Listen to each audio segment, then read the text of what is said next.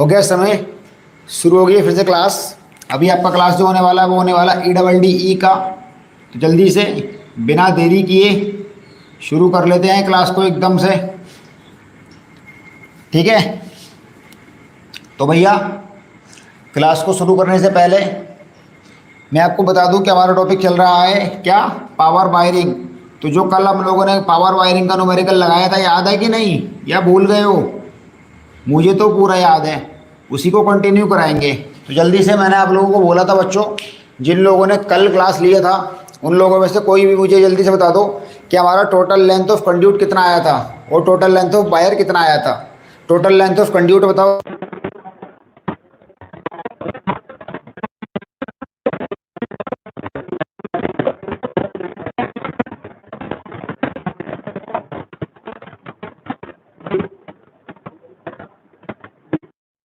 वो कितना आया था, और 10% ऐड करेंगे उसमें फिर, है ना, या फिर 10% ऐड करके बताना आप कैसे, जैसे मानो टोटल लेंथ ऑफ कंड्यूट और ये फ्लैक्सिबल, ये कितना आया था, टोटल लेंथ ऑफ कंडक्टर कितना आया था।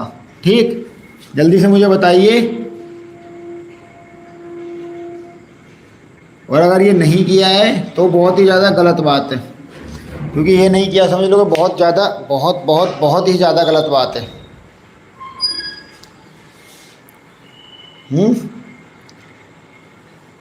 किया है कि नहीं, जल्दी बताओ।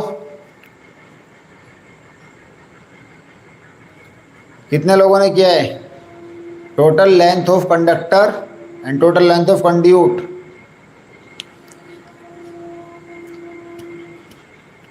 एकदम आंसर दो, कल से किया होगा, नहीं खाली सुनने पड़े थे, जब काम करने को दिया था तो काम तो किया होगा।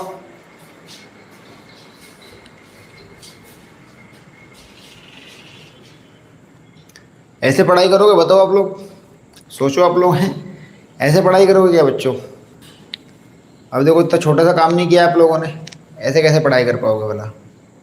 ऐसे तो बहुत दिक्कत पड़ जाएगी ना यार। किसी ने भी कंड्यूटर वायर का कैलकुलेशन नहीं किया है, कितनी ज़्यादा गलत बात है ये। अब ये सुनिए ना कि अब हम डेली डेली वही चीज़ पढ़ाएंगे। अगर आप ये उम्मीद करो मेरे से कि सर जो आपने जब सेमेस्टर बैच को शुरू करने से पहले पढ़ाया था वो पढ़ा दो और फिर डेली डेली पढ़ाते रहो, तो कैसे आगे बढ़ पाएंगे, है ना। जब आगे बढ़ना है तो हमको उन चीज़ों को आपको करना पड़ेगा ना जो मैं आपको करने को देता हूँ। अभी जो आपको करने को देना आप कर नहीं रहे, फिर कैसे आगे बढ़ेंगे, है ना, गलत बात है। आगे बढ़ने के लिए आपको वो करना पड़ेगा ना जो मैं देता हूँ काम, तो वो काम किया करो जो आपको करने को दिया जाता है। अब देखो किसी ने भी नहीं किया है कैलकुलेट कंड्यूटर वायर, कैसे बात बनेगी फिर बताइए। चलिए खैर कोई बात नहीं बच्चों, अभी क्या है कि मुझे ना पूरा लगाना पड़ेगा टेबल, अब मैं ये लिख दिया पूरा मिटाना पड़ेगा। यही चीज़ ना थोड़ा डीमोटिवेट करती है, और आप लोगों को मैं थोड़ा एक्सपेक्ट करके चलता हूँ तो वो थोड़ा एक्सपेक्टेशन ना हर्ट हो जाती हैं। ऐसा नहीं है कि मेरा कुछ नुकसान हो जाएगा, आप क्वेश्चन नहीं भी करोगे तो, लेकिन क्या है कि मैं कुछ एक्सपेक्ट करके चल रहा हूँ, फिर वो एक्सपेक्टेशन नहीं पूछती आप लोगों से। अब मैं ये लिख लिया हूँ और ये सब मिटाना पड़ेगा पूरा। चलो मिटाते हैं इसको सबको। तो अगर आप ये उम्मीद करो ना कि सर आपको एकदम आपके मुंह में हलवा देंगे चम्मच से, तो ऐसा नहीं हो पाएगा बच्चे। ऐसे तो आप कभी जीवन में कुछ सीख ही नहीं पाओगे। आप वो काम नहीं कर रहे हो जो मैं करने को दे रहा हूँ, तो ऐसे क्या फ़ायदा पढ़ाई करने का। अगर मेरे सामने हो तो थप्पड़ लगा दो खींच के एकदम। अभी ऑनलाइन स्टडी का मतलब ये थोड़ी ना आप पैसे दिए हो, बच्चे फ्री के स्टूडेंट नहीं हो आप। पैसा दिया है आप सब ने, पैसे दे, वसूल करो उसको मेरे से। और वसूल करने का मतलब ये होता है कि आप ज़्यादा से ज़्यादा मेरे से काम लें। आप तो बिल्कुल भी काम नहीं ले रहे हैं मुझसे, क्योंकि आपको तो खुद काम नहीं करना है। आप टीचर से कहाँ से काम लेंगे जब आपको खुद ही काम करना पसंद नहीं है तो टीचर से कैसे काम ले लेंगे आप। टीचर सिर्फ वही लोग काम ले पाते हैं जिनको खुद भी काम करना पसंद होता है, समझे। खैर चलिए, अब ये पूरे 1 घंटे में कल काम किया था ना, आपको फिर से रिपीट करना पड़ेगा। देखो बच्चों, आपको याद हो तो कल हमने कुछ ऐसा सिंगल लाइन डायग्राम बनाया था। यहाँ पर था हमारे पास मेन स्विच, इसको छोटा सा बनाऊंगा मैं, ज़्यादा बड़ा नहीं बनाएंगे इसको, छोटा सा बनाएंगे एकदम। यहाँ पर था हमारे पास मेन स्विच, यहाँ पर था डीबी, फिर डीबी से निकल के ऐसे करके ये लगी थी मोटर स्विच लगा था, फिर ये स्टार्टर, और फिर ये आपकी ऐसे ग्राउंड पे ये मोटर लगी थी और यहाँ से इसको कनेक्शन दिया था।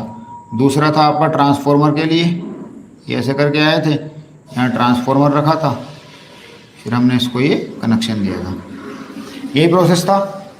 और मुझे तो ये डिस्टेंसेस तक की याद है, मुझे पूरा क्वेश्चन याद है। अब सोचो यार, अब ये मुझे ना बड़ा डिमोटिवेट करता है, बड़ा बहुत गुस्सा दिलाता है इस बात का। और अभी आपको आइडिया नहीं मुझे कितनी तेज गुस्सा आ रहा होगा, क्योंकि जो काम करने को दिया वो काम नहीं कर सकते हो, तुम भगा दो क्लास में, और सामने हो थप्पड़ मार के भगाया था बाहर कि भागो यहाँ से, क्लास से जाओ।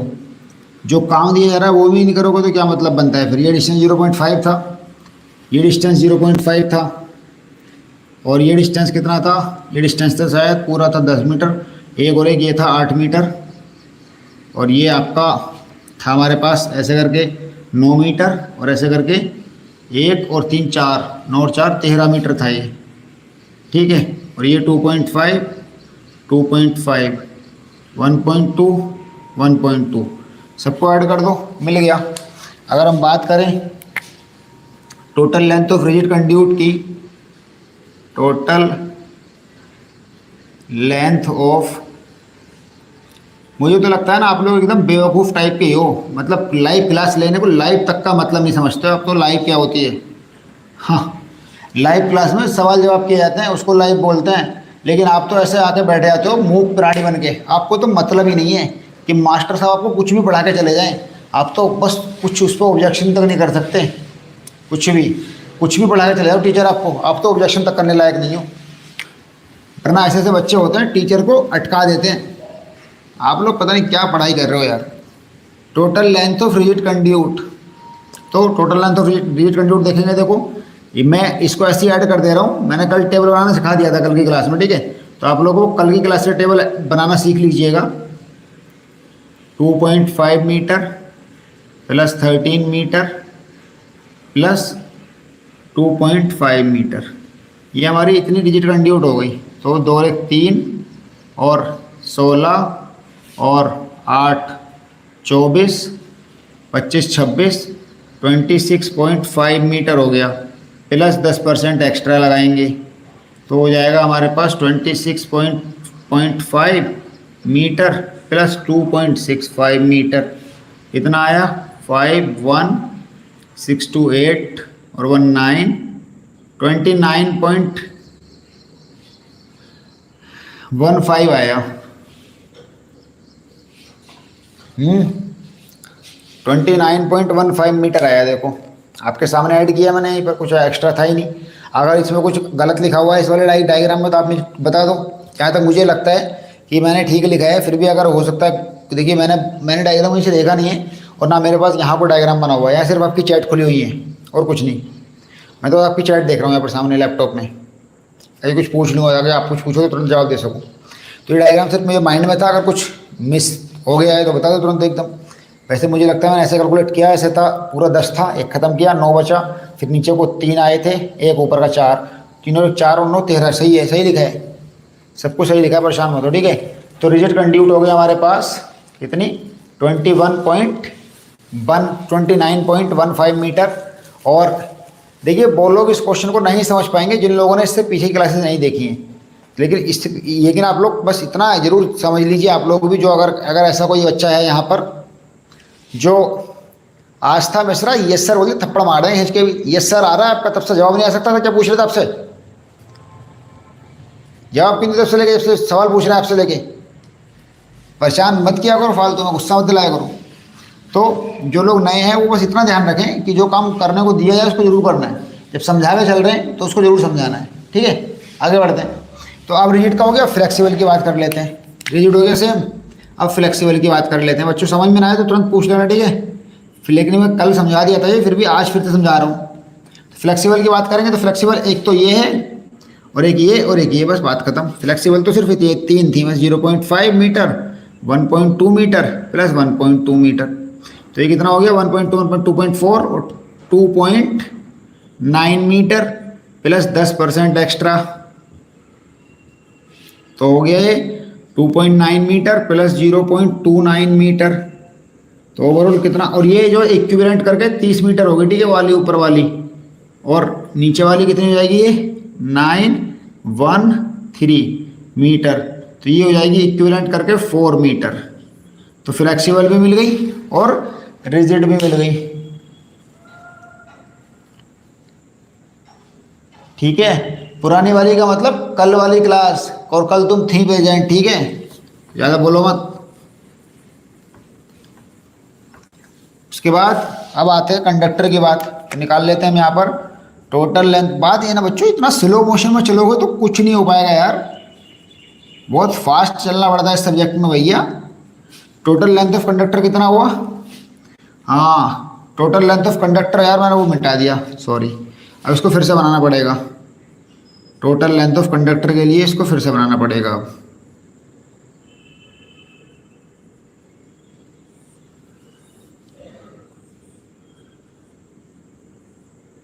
ये ऐसे करके और ये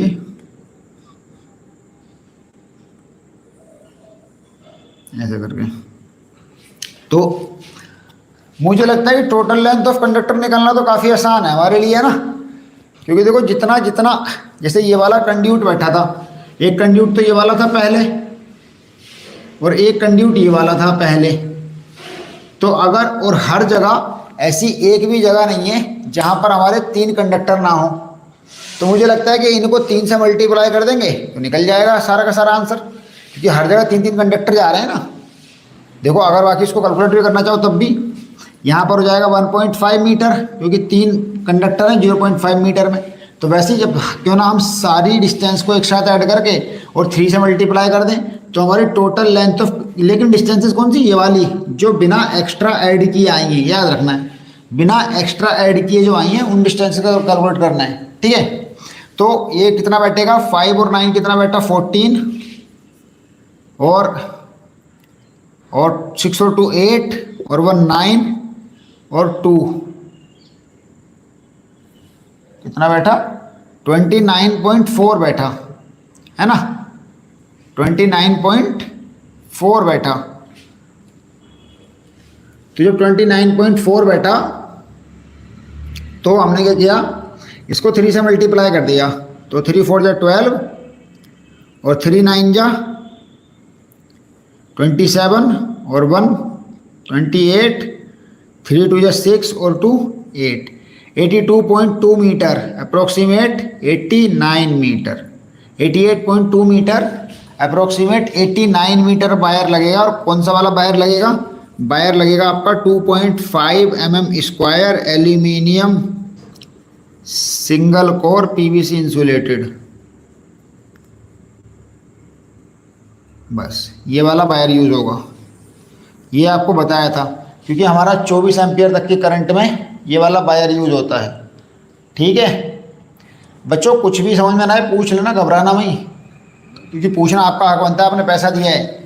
और कंड्यूट का साइज़ कौन सा है, कंड्यूट साइज़ जो है वो रिजिड भी 19 mm का है, और फ्लेक्सिबल भी 19 mm का है। देखो याद रखना आप जो मैं बता रहा हूँ, ये लेंथ याद रखना रिजिड कंड्यूट की, ये लेंथ याद रखना फ्लेक्सिबल कंड्यूट की, और ये लेंथ याद रखना पीवीसी इंसुलेटेड वायर की, ठीक है। क्योंकि मैं ये सब मिटा रहा हूँ अब, 89, 4 और 30, चलो मेरे तो याद रहेगा, आप लोग भी याद रखिएगा, ठीक है बच्चों। और जल्दी से अब हम बिना किसी समय को गवाए और अब जो है अपना टेबल बना लेते हैं। अभी क्या है, क्लासेस ना बहुत ढीलेपन से देख रहे हो बच्चों, यार बड़ी दिक्कत पड़ने वाली है। मुझे लग रहा है कि यहाँ जो हम आपसे एक्सेप्ट करके बैठे हैं, एक्सपेक्ट करके बैठे हैं, ऐसा ना हो कि कल को पता लगे कि जो हमारी एक्सपेक्टेशंस थी वो बेकार चली गई। ऐसी कोशिश मत करो, ऐसी नौबत मत आने दो, ठीक है बच्चों। ऐसा काम करो कि हम आपका एग्जाम्पल लें आने वाली क्लासेस में, कि एक वो स्टूडेंट था, एक वो स्टूडेंट थी, देखो ऐसे काम करते थे, देखो वैसे काम करते थे, ऐसे कर करके, ठीक है नहीं। मेरा दरअसल फंडा ये है कि जब मैं पूरी मेहनत से पढ़ाता हूँ तो उम्मीद करता हूँ कि आप भी पूरी मेहनत से पढ़ेंगे, और नहीं पढ़ने वालों के ऊपर मुझे अति भयंकर गुस्सा आता है, अनइमेजिनेबल, बहुत भयंकर वाला। क्योंकि जब आपको पढ़ा रहे हैं तो आप पढ़ेंगे क्यों नहीं फिर। चलिए लिस्ट ऑफ मटेरियल्स बना लेते हैं, ठीक है बच्चों। लिस्ट ऑफ मटेरियल्स, अभी क्या है बच्चों कि मुझे ना प्राइस तो याद होंगे नहीं, क्योंकि प्राइस मुझे किसी का याद नहीं है। आप लोग प्राइस बाद में देख के लगा लेना, मैं बाकी सारा मटेरियल लगा देता हूँ बस यहाँ पर। नेम ऑफ मटेरियल, क्वांटिटी और प्राइस पर यूनिट और टोटल प्राइस, ये लगा देते हैं, ठीक है।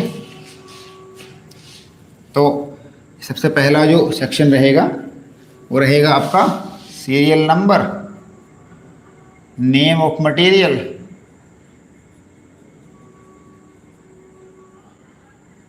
Quantity, rate per unit rupees में और टोटल प्राइस रुपीज़ में। समझ गए? समझ गए बच्चों? ये करना है। तो अरे आ रहा है कि नहीं अभी भी? अब तो मुख प्राणी मत बनो, समझ में आ रहा है कि नहीं ये बताओ बस।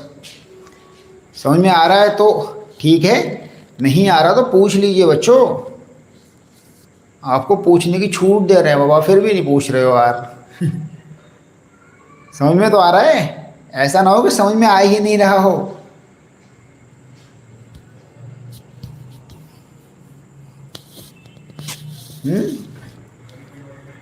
अगर कुछ भी चीज हो तो पूछ लेना।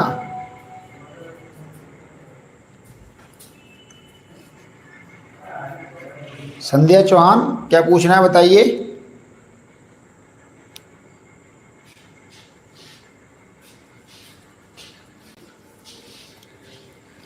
ठीक है, ओके। तो नेम ऑफ मटेरियल्स और क्वांटिटी। तो सीरियल नंबर सबसे पहला जो डलता है ना, सबसे पहले नंबर पर आता है आपका मेन स्विच, और डीबी के लिए एक बॉक्स आता है। तो एक बॉक्स लगाएंगे मेन स्विच और डीबी के लिए, और बॉक्स से पहले आता है पूरा लॉक होता है, मेन स्विच को पूरा लॉक कर दिया जाता है, ठीक है। सबसे पहले लगाएंगे एक metallic cover, metallic cover with lock for main switch. तो मेन स्विच के लिए सबसे पहले एक मेटेलिक कवर लगाएंगे, जिससे कि वो लॉक लगा होगा और उससे हर कोई। संध्या चौहान, क्वेश्चन नहीं पता कोई बात नहीं, लेकिन जो अभी पढ़ा रहे हैं वही है ना, पीछे ये क्वेश्चन कल कराया था। आप तो नए स्टूडेंट हो, आपको तो माफ़ कर सकते हैं, ये जो कल के बैठे हैं ना इनको तो बिल्कुल माफ़ नहीं करेंगे। इनको तो पीठ देता से बता रहा हूँ, सामने होते हो तो मेरे। मेटेलिक कवर लगेगा बच्चों, एक लगता है, ठीक है, हमेशा याद रखो। अब आप सुन लो सब लोग कि मेटेलिक कवर बॉक्स जो रहता है वो हमेशा सिर्फ एक ही लगता है, सिर्फ एक, है ना, एक से ज़्यादा कभी नहीं लगते। उसके बाद आते हैं हमारे पास angle iron board for DV motor switch and transformer switch. याद रखिएगा, एंगल आयरन बोर्ड का मतलब तख्ते रहते हैं। तो दीवार पर आपको बताया था मैंने कि दीवार पर पहले आपके किसी भी डिवाइस को लगाने से पहले उसका एक बोर्ड लगाते हैं। तो उस बोर्ड को मेन स्विच के लिए तो आ गया, बाकी सबके लिए बचेगा डीवी बचा एक बचा आपका क्या बोलते हैं मोटर स्विच वाला, एक बचा ट्रांसफार्मर स्विच वाला। तो आपके 3 रह गए, ये लगेंगे आपके 3, ठीक है। इनके प्राइस की बात करें तो बच्चों मुझे प्राइस एक्चुअली याद नहीं है, मुझे लगता है शायद मेटेलिक कवर बॉक्स का प्राइस आपका 200 रुपये होता है और इसका भी 200 रुपये होता है, लेकिन एग्जैक्ट याद नहीं है, इसलिए आप लोग को देख करके लिखना पड़ेगा बुक में से। बुक में है सब लिखा हुआ, ठीक है बच्चे, बुक के पीडीएफ में सब मिल जाएगा। उसके बाद अब मैं प्राइस नहीं लिखूंगा किसका भी। नंबर तीसरे पर लगेगा आपका, जब ये लग गए दोनों बोर्ड लग गए तो अब लगेगा आपका टीपीआईसी स्विच फ्यूज यूनिट। कौन सा वाला? 30 एम्पियर वाला। आपको याद है कि नहीं कि जो 30 ampere 500 volt TPIC switch fuse unit, ये लगा था एक, किसके लिए, मेन स्विच के लिए लगा था, मेन स्विच के लिए लगा था सिर्फ। इसके भी प्राइस देख लेना क्या है।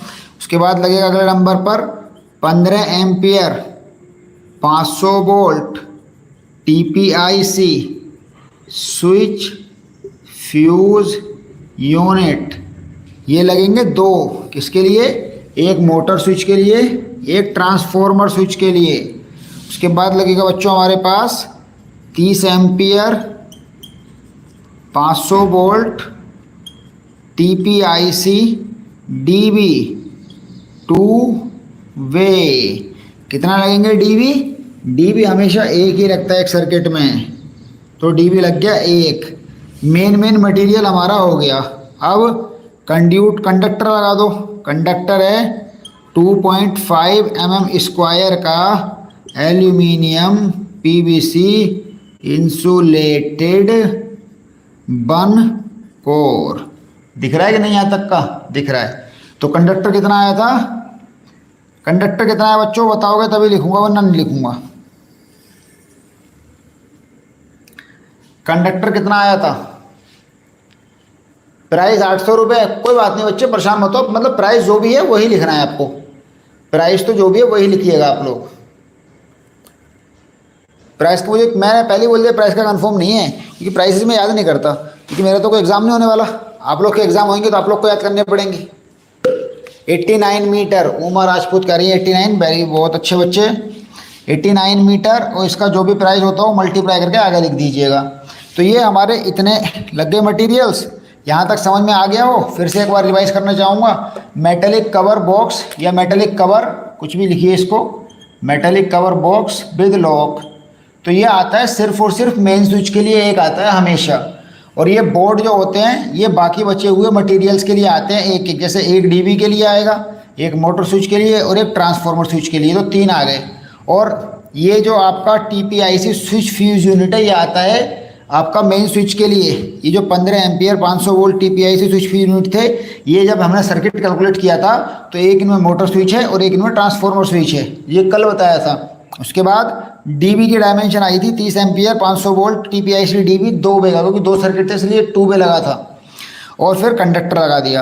अब आती है बारी कंड्यूट लगाने की, ठीक है। अब लगाते हैं हम लोग जल्दी से कंड्यूट, ठीक है, इसको मिटा रहे हैं और कंड्यूट लगाएंगे एकदम जल्दी से बच्चों, है ना।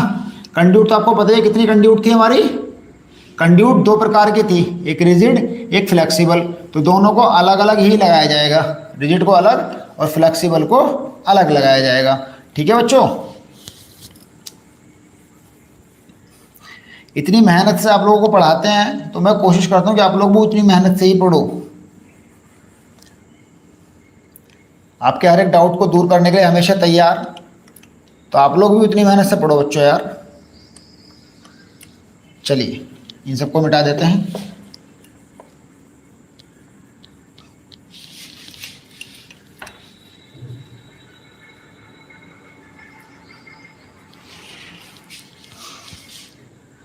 तो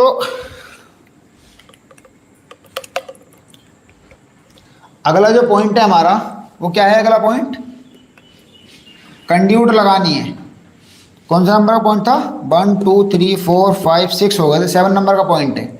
तो 7 नंबर पर लगानी है 19 mm metal GI 19 mm metal conduit लिख दो, मेटल कंड्यूट। तो सबसे पहले लगानी है हमको रिजिड, तो एक लगानी है रिजिड और एक लगानी है फ्लेक्सिबल। तो जो रिजिड है उसको रिजिड में लिखेंगे, फ्लेक्सिबल को फ्लेक्सिबल में लिखेंगे। तो रिजिड आ जाएगी यहाँ पर और फ्लेक्सिबल आ जाएगी नीचे, ये हो जाएगी रिजिड और ये हो जाएगी फ्लेक्सिबल, ठीक है। तो रिजिड वाली कितनी थी 30 मीटर और फ्लेक्सिबल कितनी थी 4 मीटर, ठीक है। यही तो है कहानी, बस इसका जो जो प्राइस होता है वो लिख के मल्टीप्लाई करके यहाँ लिख दीजिएगा, ठीक है बच्चों। उसके बाद अब बताओ क्या लगेगा, जल्दी से जिन लोगों ने पुरानी क्लासेस देख ली हैं वो बताएंगे अब।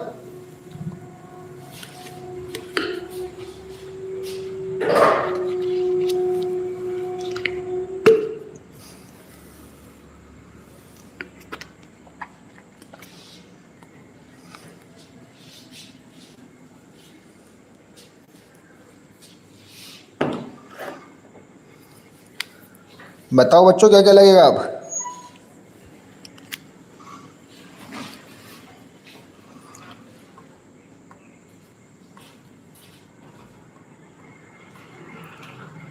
देखो मेन मेन मटेरियल तो हमने लगा दिया सब, है ना। अब जो भी बचा है ना, वो सिर्फ और सिर्फ अब सब मटेरियल बचा है। सब मटेरियल जितना भी आपका मेन मेन मटेरियल था वो हमारा सारा लग गया, किसी भी प्रकार की कोई दिक्कत वाली बात नहीं है। और उसके बाद जितना भी मटेरियल है अब बचा है हमारा सब मटेरियल। जैसे कंड्यूट लगा दी, तो कंड्यूट के बाद हम चाहें तो अब लगा सकते हैं अपने कंड्यूट बैंड लगा सकते हैं, कंड्यूट कपलर लगा सकते हैं, conduit nipple, bushing, lock nut, गुल्ली, saddle, rag bolt, nut bolt, wooden screw, earthing set, earthing wire, conduit, earthing conduit, question plate, shock treatment chart.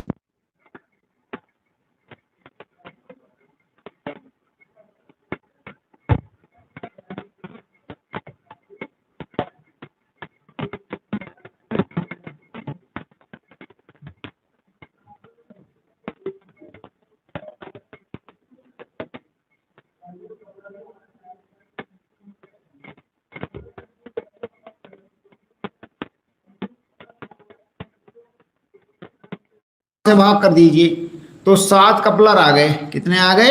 7 coupler आ गए। जो भी इनके पैसे हों लिख दीजिएगा। उसके बाद आते हैं कंड्यूट बैंड। कंड्यूट बैंड का मतलब कोहनी वगैरह जो होती हैं, कंड्यूट बैंड। तो जितना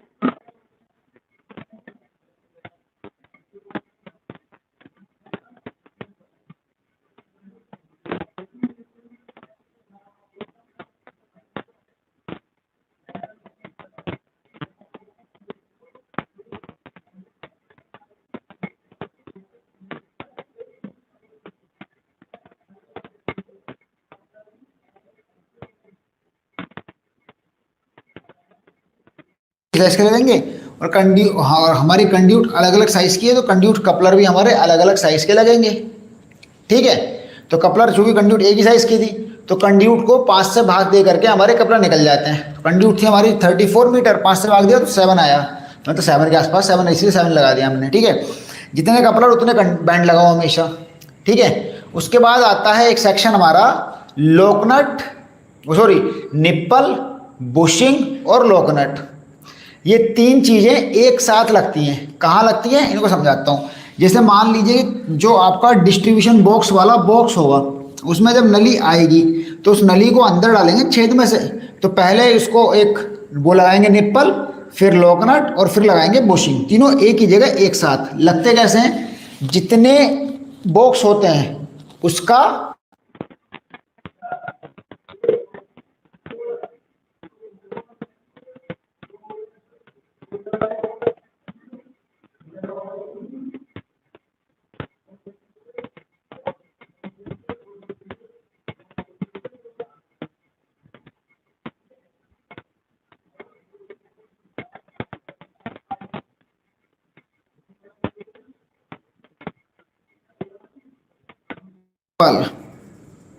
कंड्यूट निप्पल सब 19 mm के रहेंगे। कंड्यूट बुशिंग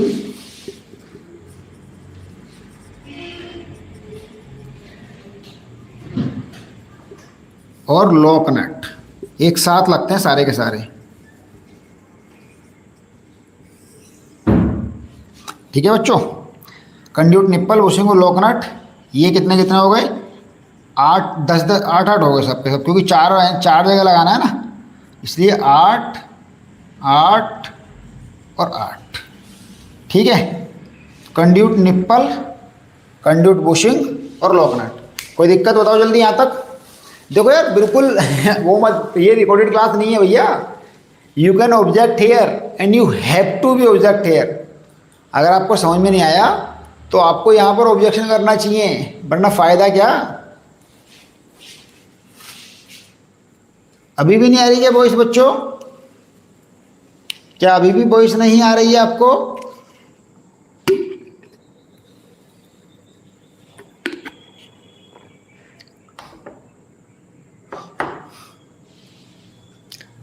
कहाँ तक आवाज आई थी ये बता दीजिए बस।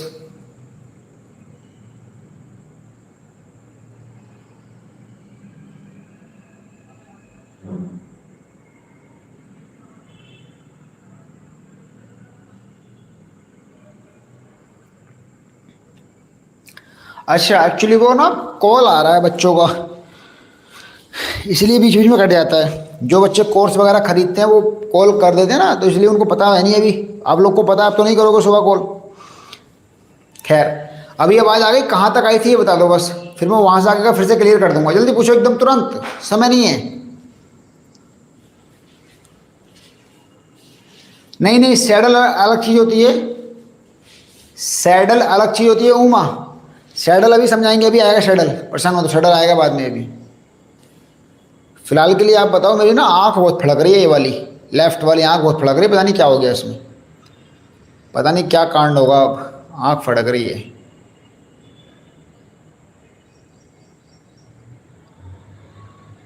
पल्लवी कश्यप लग तो गया सही, यहाँ पर नहीं लगाया था, पीछे भी 89 मीटर नहीं लगाया था, भूल गई, पता ही नहीं है। बैंड तक समझा दिया था हैं। चलो तो जब बैंड तक समझा दिया तो ये चीज़ समझ लो, कंड्यूट, निप्पल, बुशिंग और लोकनट। कंड्यूट, निप्पल, बुशिंग और लोकनट कैसा लगता है ये देख लीजिए बस।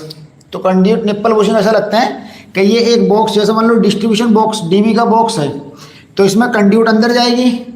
तो जहाँ जहाँ पर कंड्यूट अंदर जाती है, पहले एक निप्पल लगाते हैं, फिर एक बुशिंग, लोकनट लगाते हैं, फिर एक बुशिंग लगाते हैं, एक जगह पर एक लगाते हैं, एक बॉक्स में दो लगाते हैं। यहाँ पर एक डीबी का बॉक्स है, मेन स्विच का बॉक्स है, मोटर स्विच का बॉक्स है, ट्रांसफार्मर स्विच, चार बॉक्स हैं, इसलिए चार का डबल 8 8 8 लगते हैं, ऐसे लगते हैं। समझ में आ गई बात? बस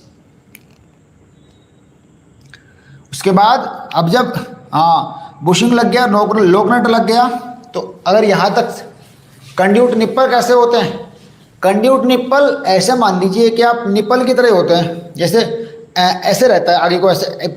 मैं थोड़ा कोशिश करता हूँ आपको डायग्राम बना के समझाने की, बाकी उमा परेशान मत हो बच्चे, आपको हम पीछे की क्लासेस देंगे, उस पीछे वाली क्लासेस में सारा मटेरियल आपको मिल जाएगा। ऐसे होते हैं कंड्यूट निप्पल कुछ ऐसे। तो इसको कंड्यूट में अंदर लगा देते हैं, फिर इसके ऊपर से बुशिंग, फिर इसके ऊपर से नट कस देते हैं, ठीक है। बाकी जो आपको मैं क्लासेस दूंगा उसमें मैंने फोटो वगैरह दिखाए हुए हैं, उन क्लासेस में, पीछे की क्लासेस आपको मिलेंगी अभी, लेकिन तब मिलेंगी जब आप यहाँ तक पहुँच जाओगे पढ़ते पढ़ते, जल्दी जल्दी पढ़ के पहुँच जाओ यहाँ तक। पावर वायरिंग क्लास सेंड कर देंगे आपको, ठीक है। फिर तो यहाँ तक क्लियर हो गया। अब यहाँ तक जब क्लियर हो गया तो बढ़ते हैं हम अपने अगले कंपोनेंट की तरफ, जल्दी से कंपोनेंट लगाते हैं बिना समय गवाए। तो अब जो कंपोनेंट लगाएंगे बच्चों, तो आपको पता है वो क्या है, मतलब ये हमारे अब बस मुश्किल से 4 या 5 कंपोनेंट और बचे हैं, और जल्दी से लगा के और फिर काम खत्म करते हैं। अब लगाते हैं हम पीवीसी गुल्ली, और फिर लगाएंगे सैडल। जो बच्चा पूछ रहा था कि सैडल को ही निप्पल कहते हैं क्या, नहीं बच्चे, सैडल को निप्पल नहीं कहते, सैडल और निप्पल दोनों अलग अलग होते हैं। तो अभी मैं आपको यहाँ लगाता हूँ सैडल, तो यहाँ लगाते हैं हम कंड्यूट सैडल।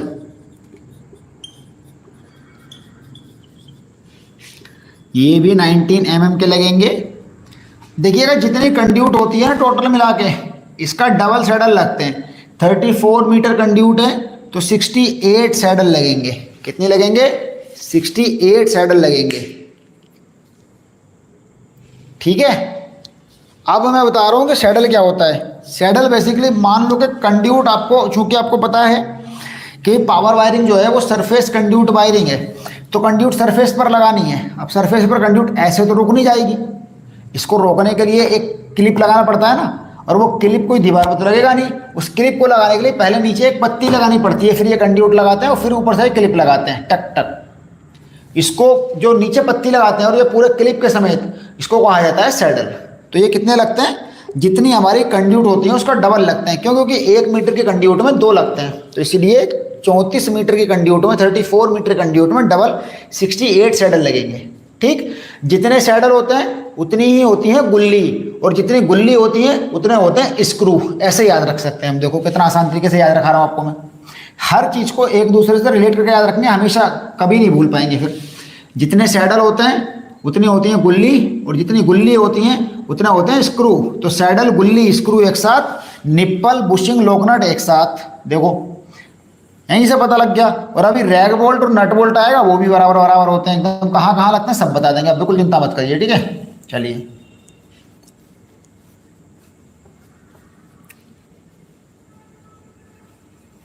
बच्चों क्लासेस को मेरा सिर्फ आपसे पैसे लेकर के आपका समय बर्बाद करने का इरादा कभी नहीं है और ना कभी हो सकता है। मैं चाहता हूं कि आपने मुझे इतने पैसे दिए हैं, आपको ये लगना चाहिए कि सर ने हमको उससे कहीं ज़्यादा का सिखाया है बस। चलिए कितने पॉइंट हो गए थे बच्चों हमारे पास? 1 2 3 4 5 6 7 8। 1 2 3 4 5 6 7 8 9 10 11 12 13 14। कितने पॉइंट हो गए थे बच्चों हमारे पास? 13 पॉइंट हो गए। तो 14 पॉइंट, 14वां नंबर का पॉइंट आएगा हमारे पास। अभी हमने शटर लगाया है तो अब लगाएंगे पीवीसी गुल्ली। गुल्ली बेसिकली आपने दीवार में छेद किया होगा ना, दीवार में छेद करके एक प्लास्टिक की इतनी बड़ी सी गिट्टी इसको बोलते हैं, वो लगाई जाती है। उसको गिट्टी विट्टी नहीं बोलते, उसको गुल्ली ही कहते हैं दरअसल। ये कितनी लगती है? जितने सैडल होते हैं, यानी कि 68। इनके पैसे भी लिख देना देख के आप। उसके बाद लगेंगे हमारे पास वुडन स्क्रू, यानी कि अब गुल्ली में पेच भी तो कसा जाएगा, तो जितनी गुल्ली उतने स्क्रू, तो ये भी 68। उसके बाद लगेंगे बच्चों हमारे पास रैग बोल्ट। रैग बोल्ट क्या होता है अब जल्दी बताता हूँ मैं। और फिर लगेंगे नट बोल्ट, ये दोनों एक साथ लगेंगे, इसलिए रैग बोल्ट और नट बोल्ट। मैंने कहा कि जितने भी आपके बोर्ड रहते हैं, मतलब जितने भी डिवाइस हैं, जैसे कि main switch, motor switch, transformer switch और डीबी, 4 डिवाइस हैं, तो उस बोर्ड को दीवार पर 4 कोनों पर लगाना पड़ेगा तभी तो रुकेगा।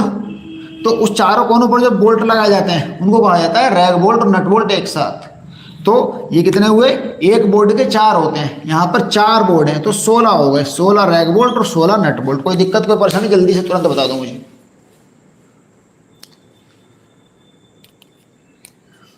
कि 16 कैसे हुए समझ में आया कि नहीं? ये 16 कैसे हुए समझ में आया कि नहीं?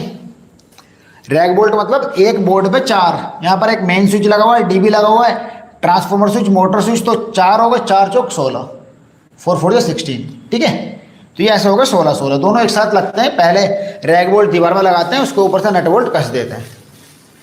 क्लियर? अरे क्लियर और नॉट?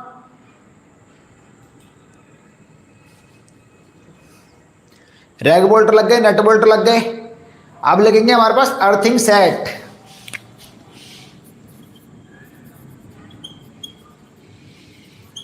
अर्थिंग सेट लगते हैं एक सर्किट के 2, यहाँ पर एक मोटर है, एक ट्रांसफार्मर, लग गए 4। फिर लगेंगे हमारे पास अर्थिंग वायर। अर्थिंग वायर जितना कंड्यूट होता है उतना अर्थिंग वायर रहेगा। 34 मीटर कंड्यूट भी उतनी ही रहेगी। Earthing conduit 34 metre. उसके बाद हमारे पास बचा अब क्वेश्चन प्लेट।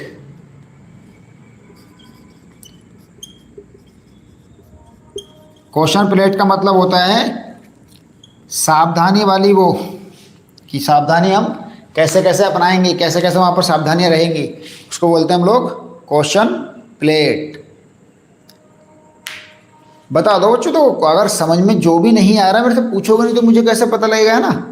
इसलिए मेरे से पूछ के चलो। बस एक पॉइंट और रह गया है, उसको भी मैं यहीं पर लिख दूंगा, ठीक है? ताकि ज़्यादा नहीं वो पढ़ना, अगला नहीं इसको मिटाना पड़े, फिर यहीं पर लिख देता हूँ उस पॉइंट को भी मैं।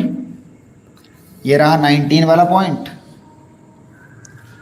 और ये रहा हमारा 20 वाला पॉइंट, अर्थिंग कंड्यूट। ये भी 34 मीटर। फिर आएगा हमारे पास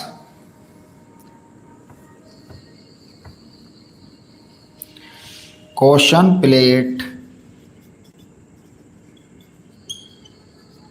ये लगेगी 1। और अब आएगा हमारे पास सबसे last one, shock treatment chart, ये भी 1। बस हमारी डिवाइस हो गई खत्म। इन सबके पैसे प्राप्त करना आप। यहाँ तक हो गया था। अर्थिंग सेट एक डिवाइस के 2 लगते हैं, इसलिए 2 डिवाइस के 4 लग गए। अर्थिंग वायर जितनी कंड्यूट उतना वायर, जितनी नॉर्मल कंड्यूट उतने अर्थिंग कंड्यूट रहती है।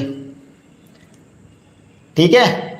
उसके बाद क्वेश्चन प्लेट की बात करें अगर हम, तो क्वेश्चन प्लेट का मतलब सावधानी को लगाने के लिए एक प्लेट होती है, उसको बोलते हैं क्वेश्चन प्लेट। उस पर लिखा होता है कि आपको यहाँ पर ढीले कपड़े पहन के काम नहीं करना है, कड़ा पहन के, लॉकेट पहन के काम नहीं करना है, ये सब उसको बोलते हैं क्वेश्चन प्लेट। उसके बाद शॉक ट्रीटमेंट चार्ट, कि अगर सारी की सारी सावधानियां लेने के बाद भी यदि किसी को शॉक लग जाए तो उसका कैसे उपचार करना है, उसको बोलते हैं शॉक ट्रीटमेंट चार्ट। तो वो भी लगा होना कंपलसरी होता है। ठीक है, बस ये सारे मटेरियल हमारे लगते हैं एक पावर वायरिंग के एस्टिमेशन में, ये लगते हैं।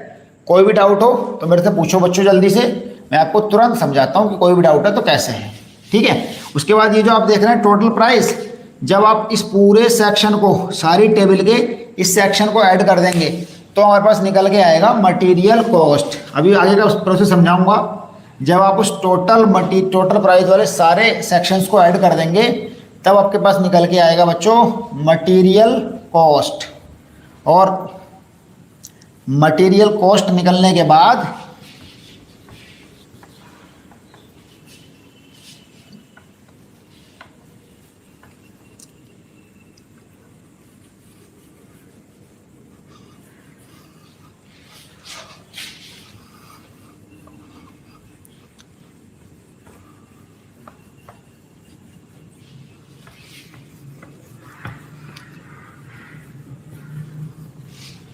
जब आप सारे सेक्शंस को ऐड कर देंगे तो निकल के आएगा हमारे पास टोटल मटेरियल कॉस्ट। मतलब इतने रुपए का तो सिर्फ मटेरियल आ रहा है। उसके बाद हम निकालेंगे लेबर कॉस्ट। और याद रखिएगा बच्चों, लेबर कॉस्ट होता है 20% ऑफ मटेरियल कॉस्ट। क्या रहता है? 20% ऑफ मटेरियल कॉस्ट। फिर निकालेंगे हम लोग इमरजेंसी कॉस्ट। क्या निकालेंगे? Emergency cost. ये रहता है आपका 5% ऑफ मटेरियल कॉस्ट। और फिर निकालेंगे हम आखिर में टोटल कॉस्ट। तो टोटल कॉस्ट हो जाएगी material cost plus labour cost plus emergency cost, सबको मिला करके जो रुपया आएगा वो आपका आंसर बन जाएगा। इतने रुपए का खर्च आने वाला है पूरे क्वेश्चन में। ठीक, ये हमारा पूरा न्यूमेरिकल हो जाएगा। आप लोग कर लीजिएगा, वरना इसको बचा खुचा क्वेश्चन बाद में करा देंगे। अगर अटका तो पूछ लीजिएगा किसी भी समय। आप बिल्कुल किसी भी समय फ़ोन करके मेरे से पूछ सकते हो अटके तो सवाल। ठीक है,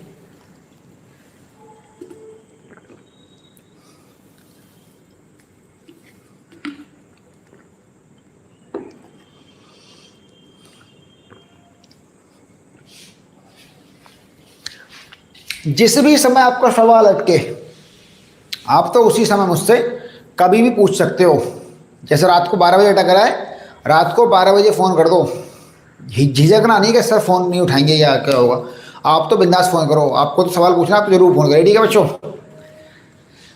चलिए फिर बच्चों न्यूमेरिकल हो गया ख़त्म।